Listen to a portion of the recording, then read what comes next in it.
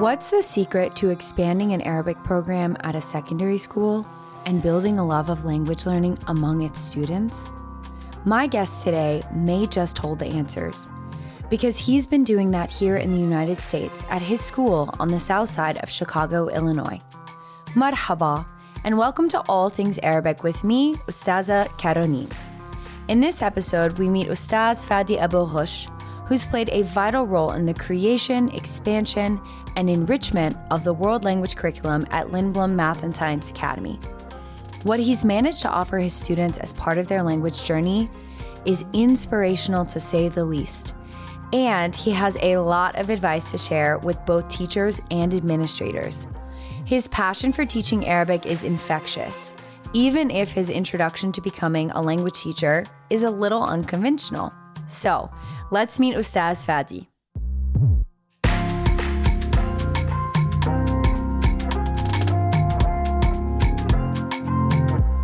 أهلا وسهلا يا أستاذ فادي. أهلا وسهلا يا كارولين. نورتينا. أنت نورتي شيكاغو. منورة بأهل Chicago. It's great to have you today on the All Things Arabic podcast. Mm-hmm.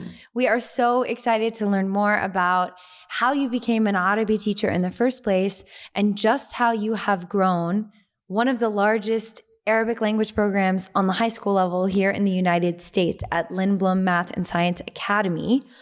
Can we start off just with a simple question? How did you first become a language teacher with the World Language Department at Lindblom? Actually, it's a funny story because already I am a special education teacher. So I finished my degree in special education. And back home in Jordan, I was a special education teacher. So when I came to the States, I did my teaching certificate in special education. So I went to a job fair. And in a job fair, the principal asked me, do you speak Arabic? I told him, yeah, it's my first language. And he told me, do you want to be an Arabic teacher? I told him, okay. So since that time, since 2008, I am an Arabic teacher. And the funny story is, I am also the World Language Department chair, but I don't have a degree in Arabic, but I have endorsement in Arabic with my special education degree. So I am right now Arabic teacher, and I teach the higher level teaching Arabic, like Arabic 3, Arabic 4, and Arabic 5. MashaAllah. What a journey. What a journey. So can you tell us, Ustaaz Fadi, how has the program here at Lindblom evolved? So when we started Arabic here, we had Arabic 1 and Arabic 2. Right now we have Arabic 1, Arabic 2, Arabic 3, Arabic 4, and Arabic 5. In Arabic 1, we almost have 149 students. Arabic 2, 140 students. And in Arabic 3, we have 40 students. And in Arabic 420, Arabic 5, we have 5 students. We started with I remember maybe 120, and right now we have 340 students. So it's a huge improvement from the beginning of when we started Arabic. At Lindblom, we teach only critical languages. We teach Arabic and Chinese. So we don't have Spanish, we don't have French, and any other languages. Can you tell us, Ustaaz Fadi, what have you and your team here at Lindblom done to increase student enrollment over all of those years? So when I start teaching Arabic at Lindblom, I look at the students and they were using books, Ahlan wa Sahlan. So I look at the book and I look at how the level of the book, and the students were in the novice level, and the book is most intermediate for university. So from the beginning of that, from the beginning when I start working there, I said that this is not good for the students. I learned that we should concentrate a lot on the student-centered activity. So from that moment, I focus a lot on student-centered activity, CI activities like using stories, using movies, using songs in the classroom, and make sure that our lesson concentrate on the students' interest. So because of that, we had more students coming, especially continue with Arabic for higher level. Usually, if you take the language, you need to take 2 languages in Arabic. But after that, like we had less students taking Arabic 3. But after we start doing themes, and we do a lot of like virtual exchange. And since 2011 until now, you are talking about 12 years. Every year we have virtual exchange project with our students. Right now, like for example, this year, all my Arabic classes plus the Arabic 1 students, Arabic 2 students are doing virtual exchange project with students in Morocco, in Jordan. So it sounds like when you first came in, you needed a complete curriculum overhaul, a complete shift. Can I ask you to kind of go back through like point by point, what were things that you saw that were really important to the curriculum, like comprehensible input, student-centered activities? From the moment I started, this is the first time I teach Arabic. Actually, I was looking at the Arabic 1 and Arabic 2. I observed the other teacher. They use a lot of like books, worksheet. And I look at the students, when you talk to them, they are not able to speak. So for me, it was a problem because already how do you know that the students they know the language without speaking it? So from that moment, I start concentrating on the student-centered activity. What is good for our students? So I sat with the other teacher after attending different workshop, Actville, since 2008, I'm attending Actville. So we sat together and we decided to shift it on the Arabic 1, Arabic 2, to concentrate about themes about myself, about the students' interest. Then Arabic 3, moving to like my city. Arabic 4, more about the world. So we started doing that units, building up units based on these themes. And there is an issue was in Arabic, we didn't have AP themes for Arabic. So we took the AP themes from Spanish and we adapted these themes to Arabic in order to have it in Arabic. And to be honest, every year we change something. Like we are not, it's a tough job, but it's worth it for the students. For example, the World Cup was 2 years ago, which we created a unit based on the World Cup. The COVID-19, we created a unit based on the COVID-19. It sounds amazing. I really wish I could be a student in your class, Ustaaz Fadi. Okay.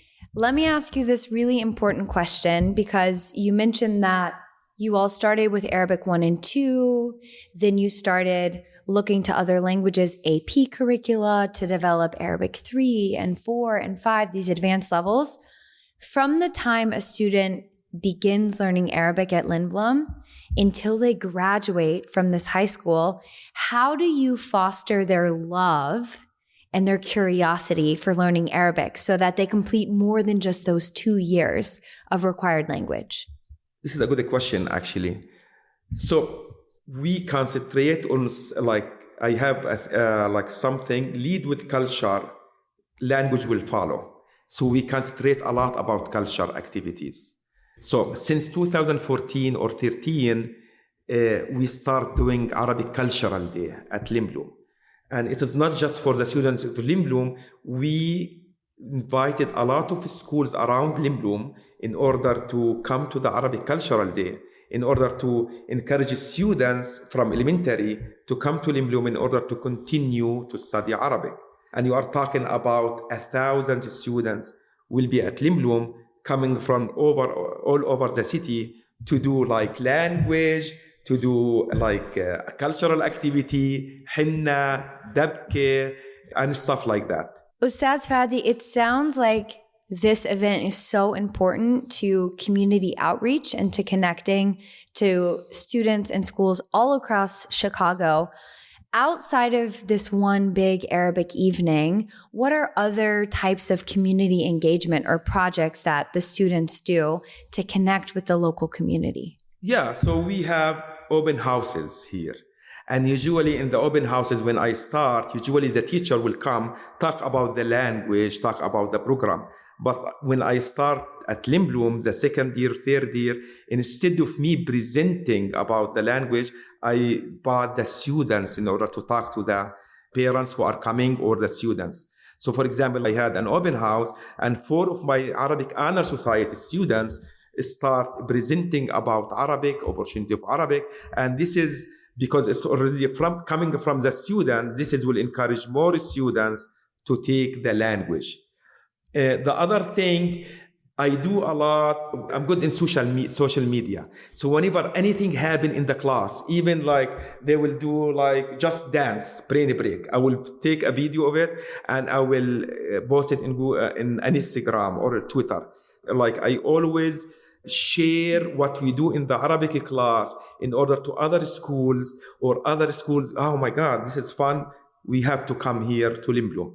The other thing, any opportunity, I will say yes to it. I never say no for anything. Like, for example, in 2012, the director of QFI at that time, she asked me, she called me, Fadi, there is an opportunity to take students to Qatar for debate. What do you think? I said, yes. She said, we asked for before you, and they said no. I said, no, we got it. So my students, and the funny thing, the students were in Arabic 3. And when I talked to the students, they told me, Ustaz, it's hard, very hard. I told them, don't worry, it will be think about it like a cultural trip. And we went to Qatar. And the funny thing is it was a big deal because for example, ABC7 came to the class and they came to the airport when we traveled. Also, Chicago Public Schools came and did a program about it, So this is one of the things. Also, we do a lot Model Arab League. So every year we have Model Arab League. So the nice thing about Model Arab League, this is it's in English, but it's like they will study about the Arabic countries. They communicate. They will talk about. They will talk with other schools from different, from all over the states, and my students love it. It sounds like the opportunities that you're saying yes to for your students are so diverse. They're real life, they're project based, they're building communicative capacity for students, and they're putting culture and letting language follow. I love that. I am going to shift gears a little bit to ask you some questions. We want to elicit some advice from you, Ustaaz Fadi, for some newer Arabic teachers here in the US or abroad. What do you wish you had known when you first began teaching Arabic? This is a very good question. So when I was going to, I will go back to conferences. Don't stay in your class. Go and see other opportunities. Attend conferences. Go to workshops. And when you go to workshops or conferences, don't go just for Arabic sessions. Go to the other sessions. For example, a lot of, right now, I'm very involved in WhatsApp. I have almost 6-7 groups for a lot of teachers, and they keep asking me which session I have to attend. Where is the Arabic sessions? I told them, you don't have to see the Arabic sessions.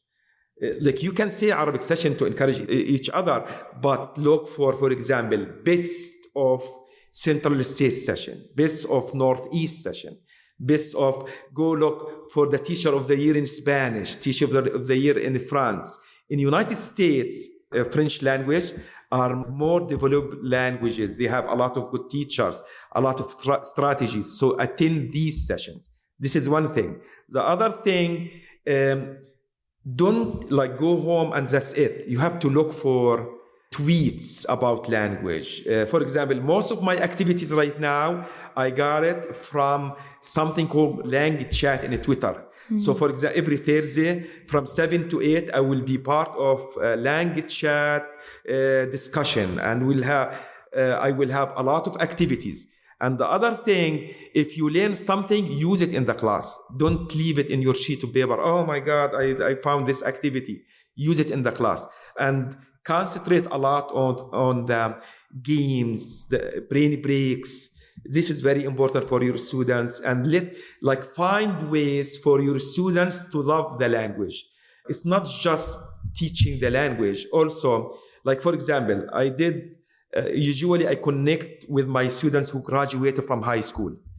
And I ask him, what one thing you remember from my Arabic class? Nobody will say, Ustaz, I remember when we learn about the present tense to past tense. Everybody will say, Ustaz, I remember when we went to Al-Bawadi restaurant, or we made hummus in the class. Like, make your job just to build the love for the language in your students' minds. That's it. Learning more of the language, they will do it in college. At least make your students love the language and let them love the language and the culture.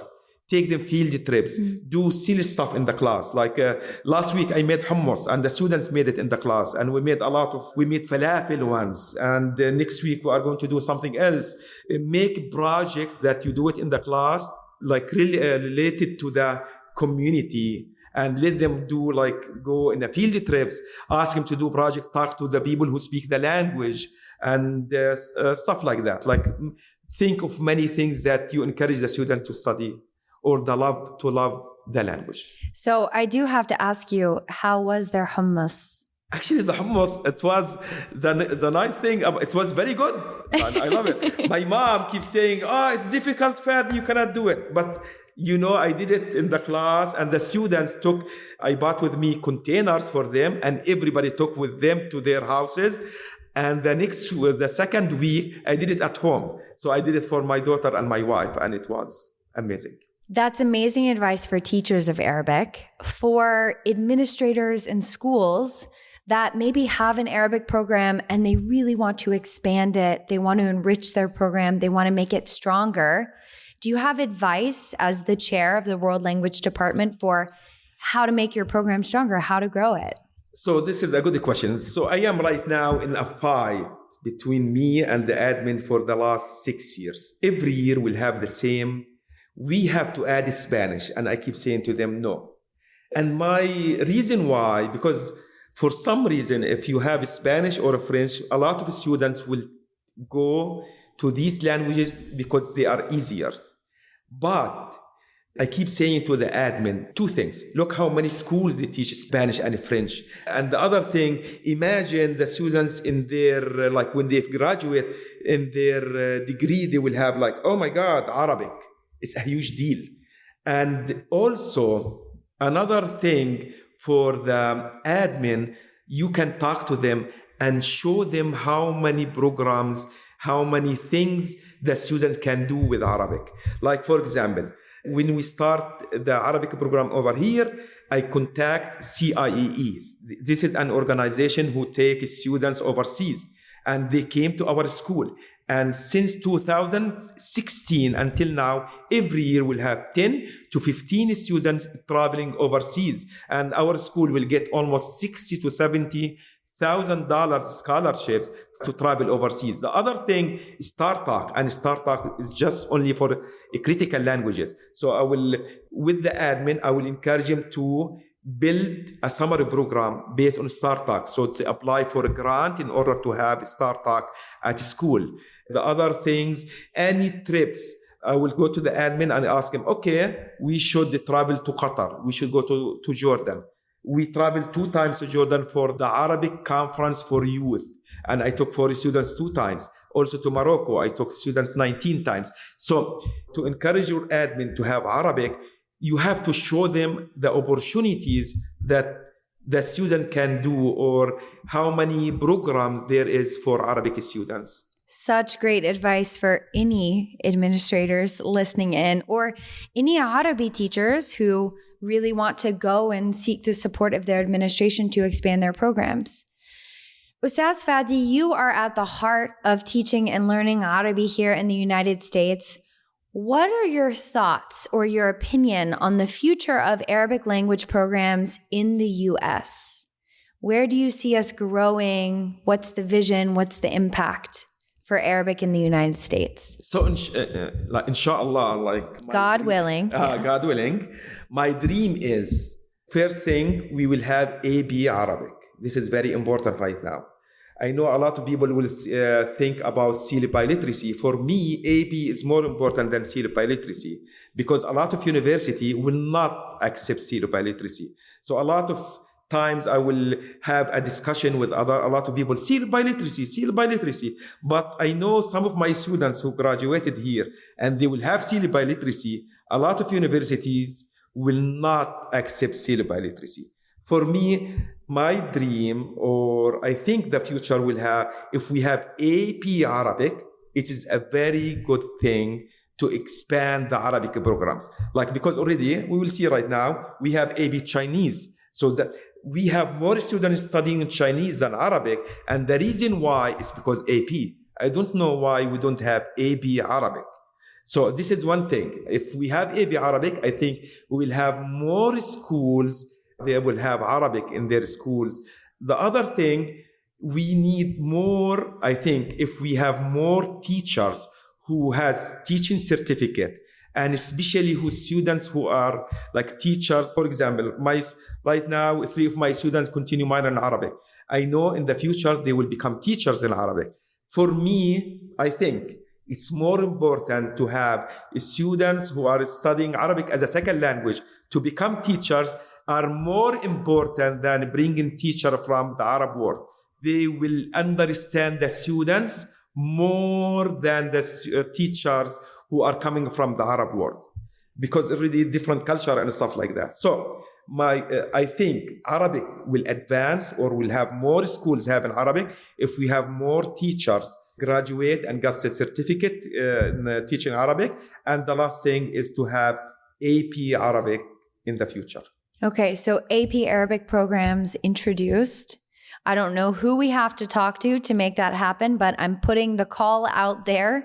Let's get AP Arabic established, and more students coming up through your classroom or my classroom or any other Arabic program here in the United States, an Arabic program outside of the Arabic speaking world, to then get certified in the US and enter back into the system to then teach Arabic. 100%. We need a lot of teachers who are certified. Last year, like, it's sad, but 2 or 3 Arabic programs closed in Chicago because there is no teacher, certified teachers. Mm-hmm. We need program that bring certified teachers to that, and to be certified teacher, you have to be good in Arabic, but also good in English. Because already, even if you are at superior in Arabic, but you are novice in English, there is no way you can be a teacher in Chicago or any public schools in the state. Ustaaz Fadi, one final question for you. For our listeners, we would love to hear from you 1 to 2 high-impact teaching strategies as one of QFI's recipients of the Arabic Teaching Excellence Award.